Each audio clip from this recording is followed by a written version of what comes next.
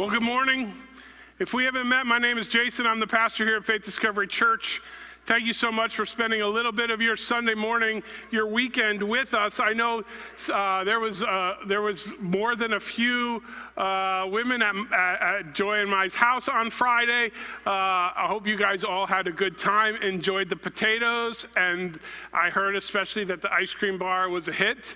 And then there were several men here for men's group on Friday night. We had a great time.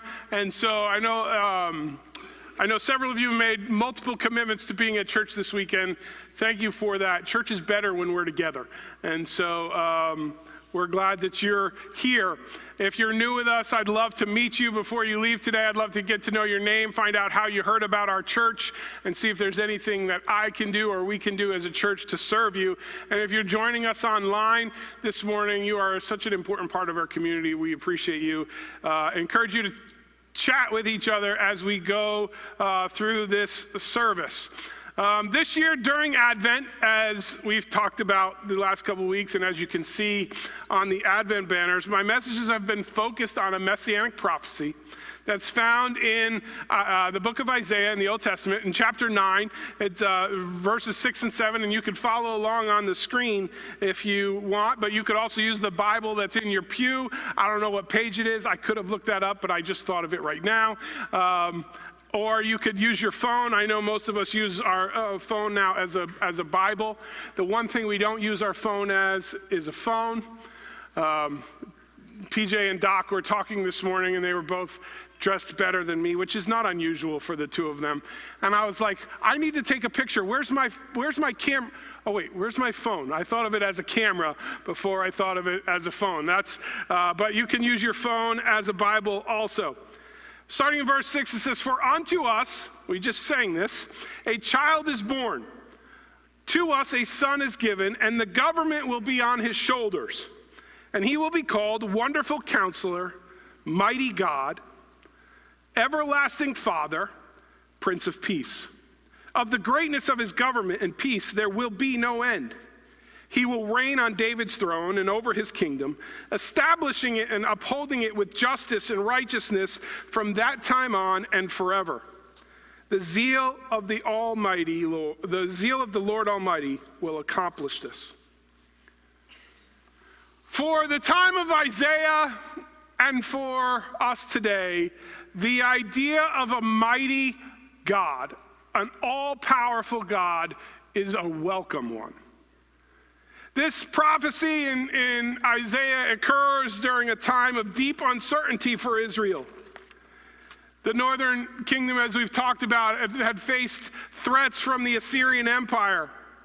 And there had been internal corruption and to be quite frank, poor kingmanship amongst the rulers of Israel for generations.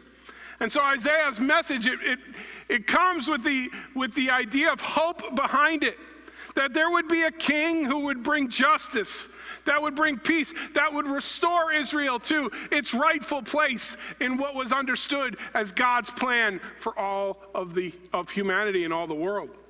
The titles of Wonderful Counselor, Mighty God, Everlasting Father, Prince of Peace, they were actually the common terms that reflected the idea of an ideal ruler in ancient Middle Eastern cultures. It wasn't just Israel that was longing for a leader like this. This was the hope for everyone who had a leader, that they would serve or live under someone who was a wonderful counselor. We talked about wonderful counselor in its context a couple of weeks ago, and how it really was the idea there is not counselor in terms of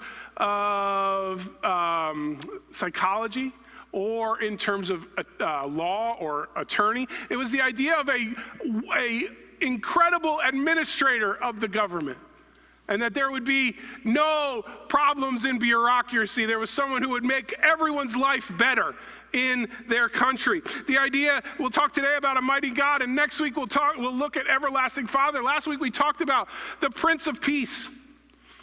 And how these ideas contrast with the flawed human kings that mankind had experienced, especially in Israel. This promised ruler would be mighty. And when you see mighty, When you see mighty God, I want you to have the thought inside your head of hero, that there was a hero coming. We love heroes. We love heroes. In fact, the movies about heroes have overtaken the movie industry. We want to watch superhero movies over any other kind, because superhero movies, we know this, they make bazillions of dollars. And yes, bazillions of dollars is not a real number, but you're all with me. We love heroes. This king would have God's true might or power about him. Power so great that it would be able to absorb all of the evil that could be thrown at him until there was no evil left to weaponize. For Israel, the idea of a mighty leader or a mighty king, mighty God, offered them hope of salvation, that the nation of Israel would be saved from oppression and would be a beacon of light in their world. For Christians who understand that these words are fulfilled in Jesus, and let me just be very clear. Our church, the reason we state the creed as often as we do is because it's vital for us in leadership to know that when you come to our church and when you're part of our family, you have a full understanding of what we believe. We don't state the creed tritefully. We don't state the creed from a position of, well, we got to accomplish this week. It's not some mindless exercise. It's important that when you come to Christ, you know what that is, what that means. And for generations, for about somewhere in the area of 18 or 1900 years, people have used this creed or a version of this creed or something very like it to help them define exactly the parameters of what our belief is. We, as a church, believe that Jesus is the fulfillment of the messianic prophecies of the Old Testament, particularly including this one in Isaiah. Jesus is the fulfillment of a wonderful counselor. He is the fulfillment of a mighty God, of an everlasting Father, which we'll talk about next week, and has some interesting parameters there. When you think of, in Trinitarian theology, the idea of the Father, Son, and Spirit, Jesus is the Son of God. How are we going to talk about him as everlasting Father? If that's your question, that's a great question. I'm going to talk about that next week. There's a little tease for you. But Jesus is the fulfillment of a Prince of Peace. And so for us as Christians who understand that these words are fulfilled in Jesus, the one whose birth we anticipate during Advent, we have an even more real understanding of the level of evil Jesus would face and how he would defeat it. Jesus is more mighty than anyone hearing Isaiah could have ever imagined, because his power was completely different than what they assumed they were talking about. Did you ever talk about something and you hear somebody else respond and you can tell from the moment they start talking, they're not talking about what you're talking about?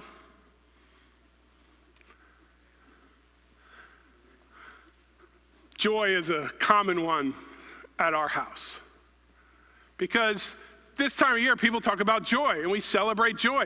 But when you celebrate joy at my house, you're not necessarily celebrating the Advental theme of joy. Because at our house, joy is a person. If you haven't met Joy, she was up here just a few minutes ago. She led us in prayer, and she talked about, she was very honest and vulnerable and said, you know what, I didn't really want to do this morning.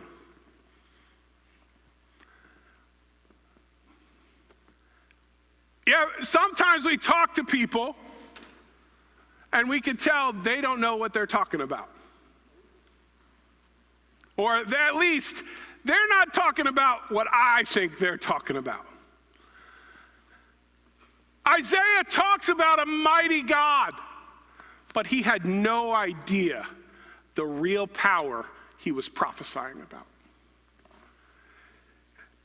When we talk about joy and how we think of we've lit the joy candle today, we can think of joy, we can receive joy, we can be focused on joy because of the mighty God that Jesus is and that Isaiah talks about. Now, as you can tell even from the last few minutes, speaking about joy is one of my favorite things to do. She's my favorite person. For those of you who came to our house on Friday, you'll know, you can attest to the fact that our house at Christmas is a celebration of joy. She has so many joy things that never do they all go out for Christmas. This year, this one's staying outside the rotation. We have joy ornaments, we have signs, we have mugs, we have all kinds of trinkets. It's fun for me to talk about joy. But as much fun as it is for me to talk about my wife, obviously that's not the joy I'm talking about today. We are given the gift of joy because Jesus is the mighty God that Isaiah prophesied about. Isaiah speaks of a coming child who would be called mighty God. In Advent, we celebrate this fulfillment, this promise fulfilled in Jesus, who can bring us unstoppable, unwavering joy. Now, Advent is a season of waiting. We're waiting to celebrate the birth of Jesus, and we're waiting for the second coming of Jesus. Jesus came very humbly and was born in a manger, in a stable, surrounded by animals and without much fanfare. He will come a second time in glory. And there will be no question of who he is. But through this waiting, and as uncomfortable as this time may be, as difficult as this time may be, as much uncertainty and anxiety and difficulty and lack of peace and confusion that surround this time, we as Christians remember and can be galvanized by the truth that our joy that Jesus provides does not depend on our circumstances. There is a difference between joy and happiness. Happiness is fleeting. I like it. I like when I'm happy. Anybody else like when you're happy? For those of you who don't like when you're happy, that's a whole different thing we need to talk about. Our joy, the joy of the Lord is our strength, Scripture teaches us. And it's not dependent on our circumstances, it's dependent on our God. It reminds the title Mighty God reminds us that the source of our joy is not fragile.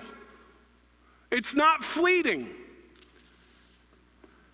The same God who we read about in Scripture, who calms the storms and heals the broken and conquers death, is the one who comes to us in love. And so in moments of doubt and weakness or fear, please remember this, because you'll have all of them. Jesus said there will be times of trouble. You'll have those moments. Remember that our joy is grounded in the might of God, not in the strength of this world.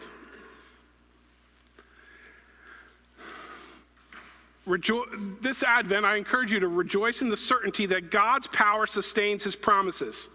Jesus, our mighty God, has come and will come again. And Matthew 24 says he's going to come in power. It's a cause for joy that no darkness can extinguish. And so this morning, I'm going to spend a few minutes talking about the unfathomable, there it is, power of God. When Isaiah uses the word mighty, it indicates this idea of bravery, of boldness, of courage, of determination. It leans into a theme of military prowess. Thus, the prophesied king is identified as one who has a steadfast power to resist every threat and to make it so that all of his people are safe. The king was expected to have uncommon courage and uncommon power in every aspect of his royal duties, including his aspect of him being commander-in-chief. Military might. Remember I said Isaiah didn't really fully comprehend what he was prophesying? This is not the way Jesus handled or dealt with power. In John 18, Jesus says, "My kingdom is not of this world."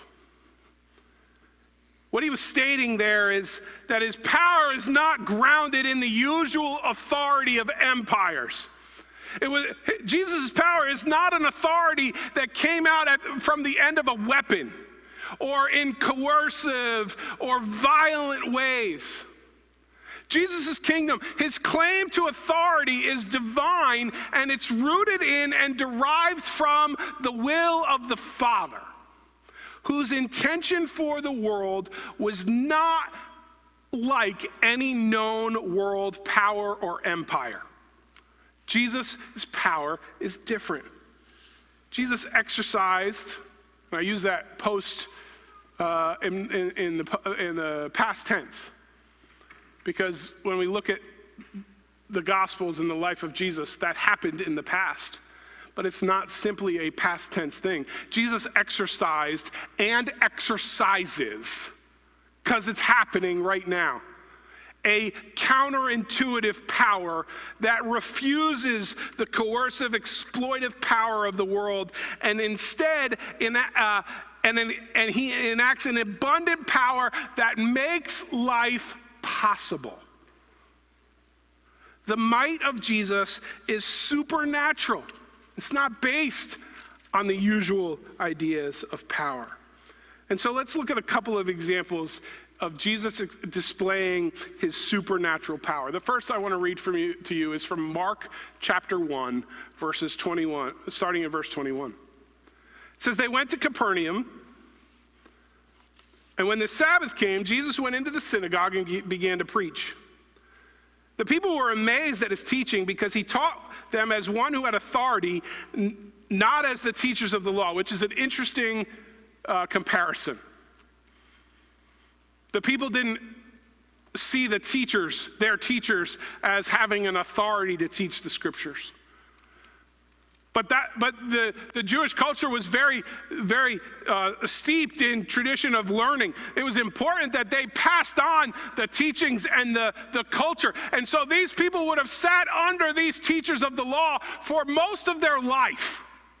They would have seen them as instructors, as somewhat authoritative, of learned and yet Jesus is so outstanding in his teaching that he makes them look like they don't have authority. Verse 23, "Just then a man in their synagogue who was possessed by an evil spirit cried out, 'What do you want with us, Jesus of Nazareth? Have you come to destroy us?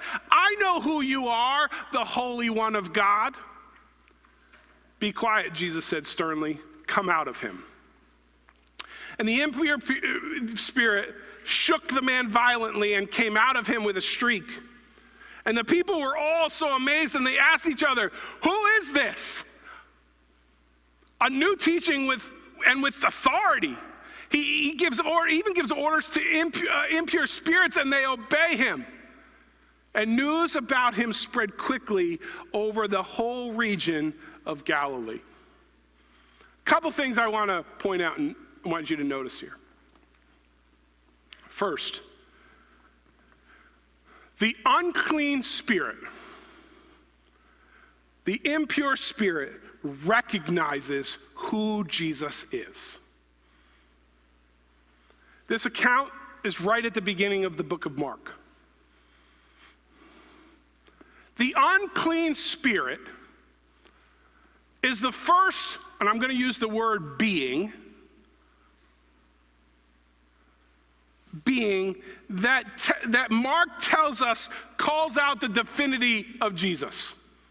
Earlier in the chapter, John the Baptist is prophesying about one who will come who's not fit that he's not fit to wear the same sandals, and then he baptizes Jesus, and Mark tells us the heavens opened up, and so God says, this is my son. But the first person, or if you will, the first being who recognizes the divinity of Jesus is the unclean spirit.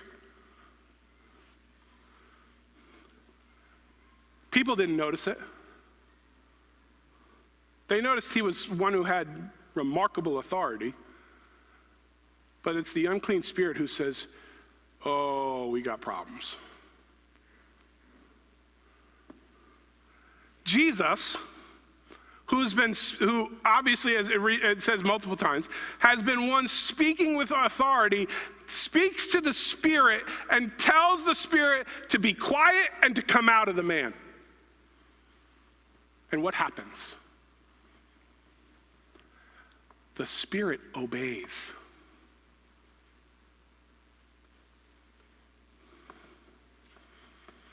The power of Jesus was astonishing to the people who witnessed it.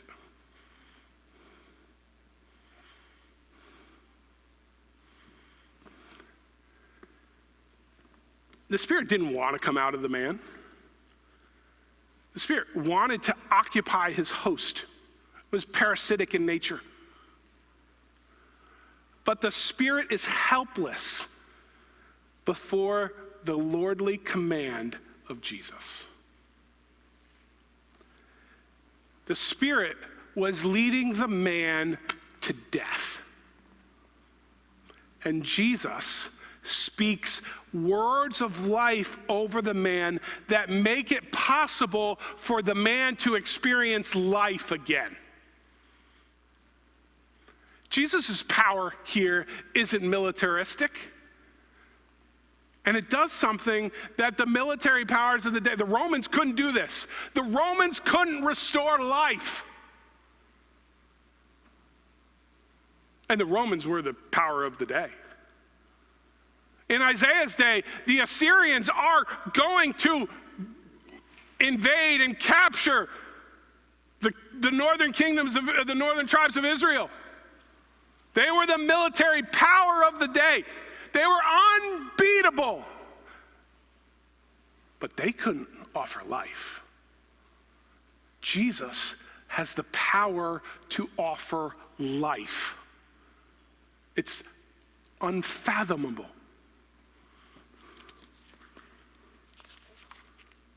Notice that the crowd is in awe of Jesus' power. But Mark doesn't tell us they realize that he's God. The unclean spirit realizes that he's God. The people realize he's got authority. The idea that God was amongst us was a bridge too far for them. But they had never seen anything like a spirit obey a man. And this man was known. This wasn't a surprise. He was known enough that news of his deliverance spreads throughout the entire region. People are talking about this. You ever experienced something that happened and people immediately start talking about it? You don't know how the news spreads, but it spreads? Sort of like, let's say, if drones were flying over our towns and counties, and you're not exactly sure how you found out about it, but everybody's talking about it.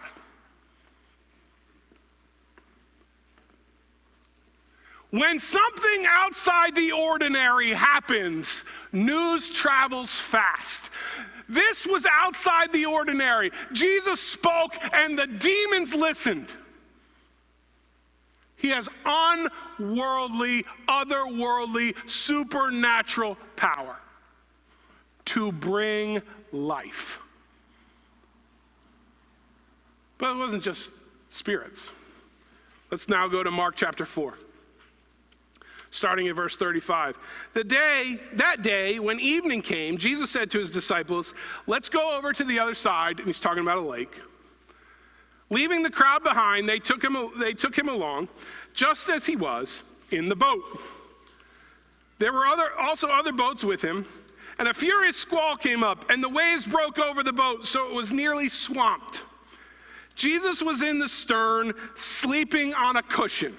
You ever felt like you're in the middle of a storm and seems like Jesus is asleep, not paying any attention to what's going on in your life? Or is that just me? He's asleep on a cushion, which, just as an aside, the fact that they throw in "on a cushion" is a really weird detail.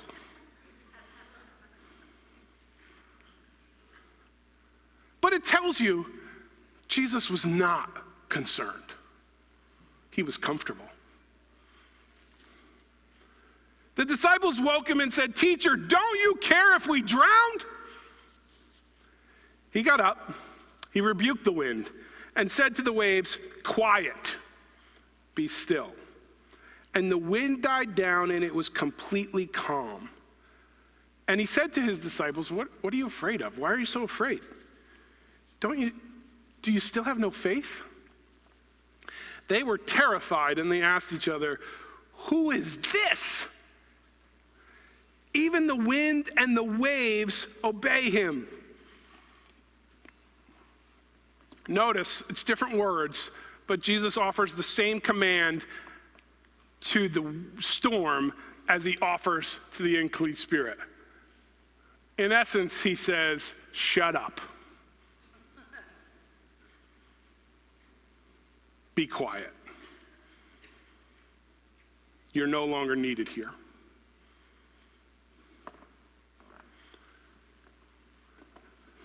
The work of Jesus, the power of Jesus in these two stories reduces the threat of the power of death. Jesus displays power over the forces of chaos and death.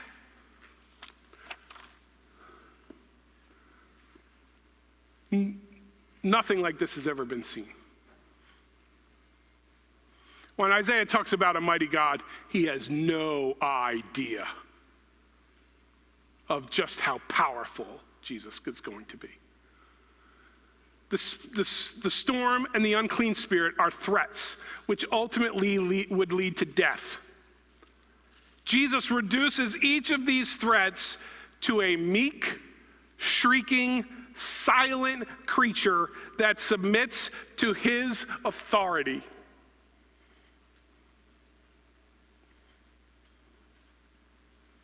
And the key word in both episodes is obey. The unclean spirit obeyed him. The sea obeyed him. Both times, people are astonished. I didn't know that was possible. Wait a minute. Whoa. Power displayed through militaristic might. A better weapon. A bigger, there wasn't cannons, but a bigger cannon. A pilotless airplane, if you will. I don't know. That was too many lists. When I was in Arizona this past fall, we were in Scottsdale, and they have in their area something called Waymo. I don't know if you've ever heard of Waymo, but Waymo is a driverless, why is that difficult for me? Is vehicles that serve as cabs without a driver. They have a thing on top that's radar, and so when you pull up next to one at a light and you look over and there's nobody in the driver's seat, it's weird.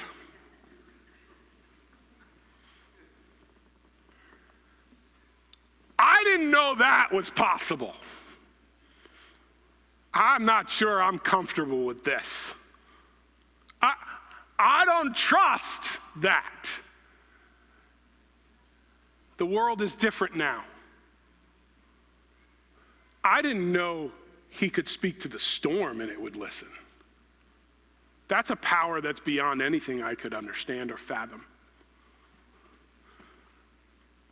The two adversaries of Jesus, the unclean spirit and the storm, they are forces of chaos and death. They are agents of uncreation. They reduced the man who was occupied with the Spirit to helplessness, and it reduces the disciples to a paralyzing fear. They're agents of uncreation. What do we know about Jesus at creation? He spoke life into existence. The power of Jesus is to bring life. Jesus defeats death. We know that from the story of the cross and the resurrection. But Jesus doesn't just defeat death. Jesus promotes life. John 10:10 says, Jesus says, the thief comes only to steal, kill, and destroy. Think of that in terms of the man possessed with the unclean spirit or the storm.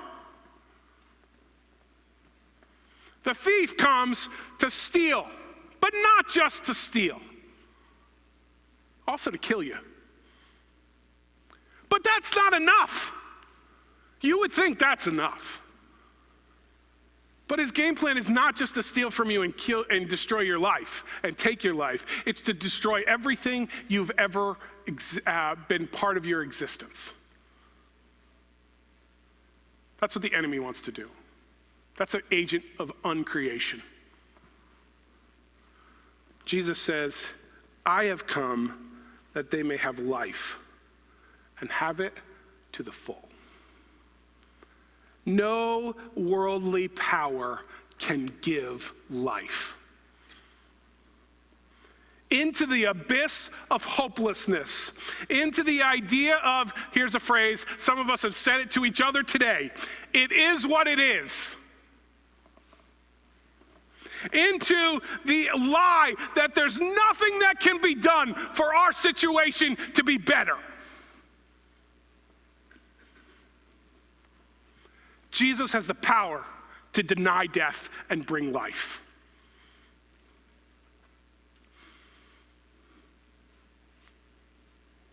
That should make you feel good.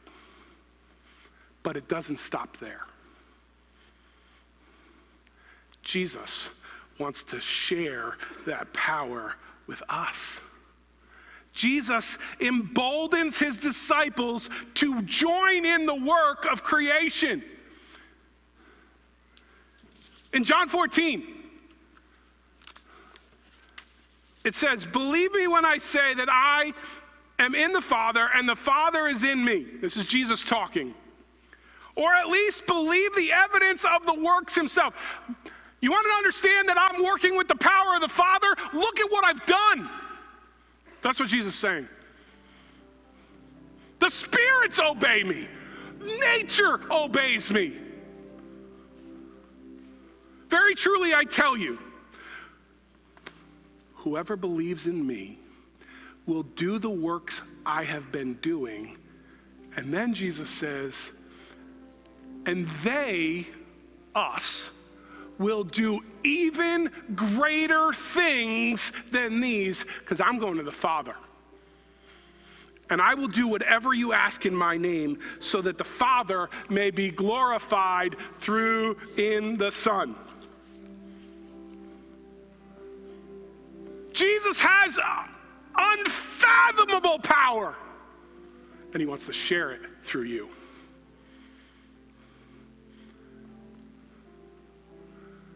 Jesus created the church to bear witness to the life-giving power of our almighty God. I was watching a reel of some pastors talking this week, and they said the cynicism and disbelief of the West has made miracles really difficult to exist and to experience. He said, we'll see people who pray for miracles in their church and nothing happens. And then those same people will go on missions trips and their prayers, and they see miracles happen in other parts of the world. And why doesn't it happen here? Because their opinion was the corporate idea of faith is so jaded amongst us that we're hindering each other because we just don't know that we can really believe that God is as powerful and as mighty as he is.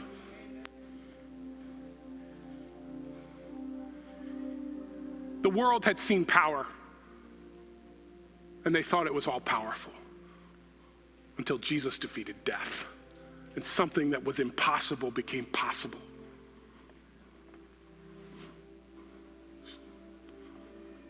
So let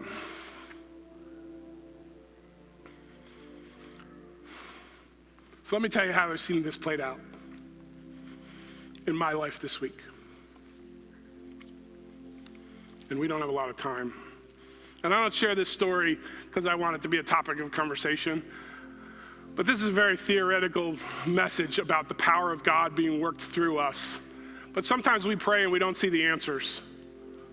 And I don't want us to be more jaded by that. I don't want us to feel condemned by it. And Jesus said that his power will be displayed in us, but he also said we'll see difficult times. So I'm just going to share something that's going on in Joy and I's life. On Monday of this week, I got a couple texts at 12:30. You ever get texts? I know you do. And you're like, this is a scam. And we all have learned, I think, if you haven't learned this, if you think a text is a scam, don't click on anything. And so I didn't click on anything. I got a couple texts that a purchase was being made on our account at Verizon, and I can confirm or deny it. And I just ignored it because those are scams and I don't trust it. And so that was 12:30. Around 1 o'clock, I got in the car to go to the store to pick up some supplies. I was headed down to Costco in Flemington. And I was on the phone with the school. And I was talking to the school that my kids go to. I was talking to an official. We were having a wonderful conversation about how one of my son's teachers and my son get along famously. That's sarcasm. I'm not going to say which son it was. You can fill in the gaps if you know our kids. And at 1:11, the call dropped. And I was like, oh, we must be in a dead area. We live out here where there are dead areas. We experience call drops. That happens. But I realized I had no service on my phone. Nothing. No internet, no nothing. And it kept going, and when I was in areas I know that my phone works. And so I was like, and I put two and two together with the text that I had gotten. And so I immediately started looking for a sign of Verizon. Because I knew something's going on. So I get to a Verizon store within 15 minutes. I go in and I tell them what's happening. And they look at my phone and they're like, this is real. And what's happened is my phone number's been stolen. What actually, we found out in that moment, what actually had happened is that my identity had been stolen. And they hacked into our accounts, our phone accounts, not our bank accounts. That came later. And they had very deftly made it so that, at least quickly, I couldn't get my information back. And when they did that, they hacked my phone number, stole my number. I still had my phone, just didn't work as a phone. You know, we talk about it not being a phone, but we need it to work as a phone. And they got through that into our Apple IDs, and they stole Joy's Apple ID. And started applying for credit cards and all this kind of stuff through our accounts. Very frustrating. Hours of Monday. But until Monday night when I got there seems to be a charge on your debit card at Walgreens for $250. Immediately call Chase. Oh, because eventually what they did, Verizon did was like, we hope to get your number back within 30 days. I was like, well, I need a phone for the next 30 days, so they gave me a temporary number. And it's going through fraud, and everyone's admitted they know that I didn't do any of these things, but fixing it's going to be a problem. And so by Monday night, when whoever did this tried to make a purchase on our behalf at Walmart, I'm sure they were just trying to buy us something. It became quite clear that this was a bigger thing than just my phone number. And so on Tuesday, we spent the day filling out police reports. And we've spent hours on the phone with credit agencies and switched our cards. And we've had multiple cards be scammed. Like it's been a week for Joy and I. And I wasn't happy. And I can tell you that it's probably a good thing I've not been in the room with the person who made this all happen, because it wouldn't be a friendly conversation. But you know, last week I talked about a peace that passes understanding. Sorry. And we serve a God who's bigger than the problems that we have. And this week, I'm going through all of this, and I'm preparing a message on the might and power of God to speak life into the darkness. And I'm like, Jason, a little perspective, please.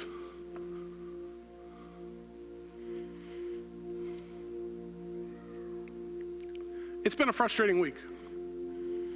It'll be a thing that Joy and I will deal with for a long time. It's scary. On different levels, it's been really difficult for both of us to navigate, to deal with.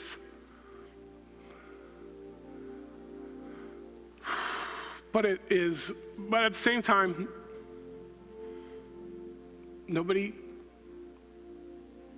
it's not a devastation. Nobody's died. None of our kids got a bad medical diagnosis. We have a very big irritant, a very big frustration. And the agents of chaos and death want to distract us with things that steal our joy. But we serve a God who's bigger than all of that. And our joy is not circumstantially dependent.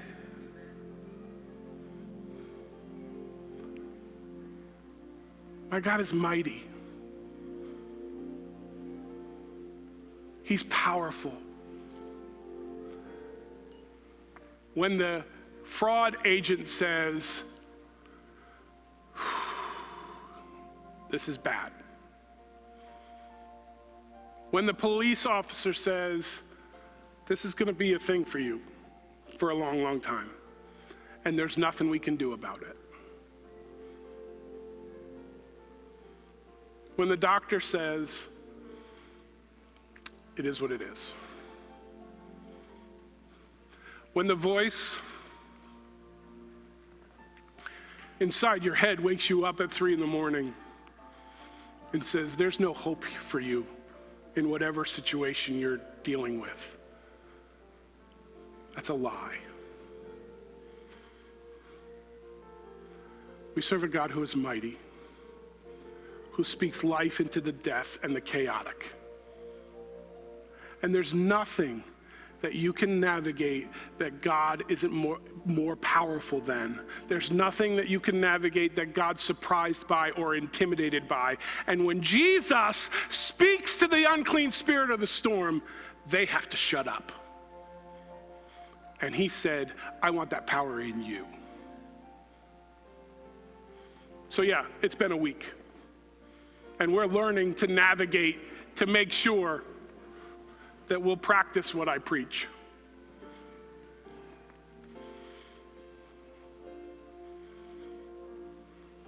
Would you pray with me? Jesus, we need a revelation and a manifestation of your power.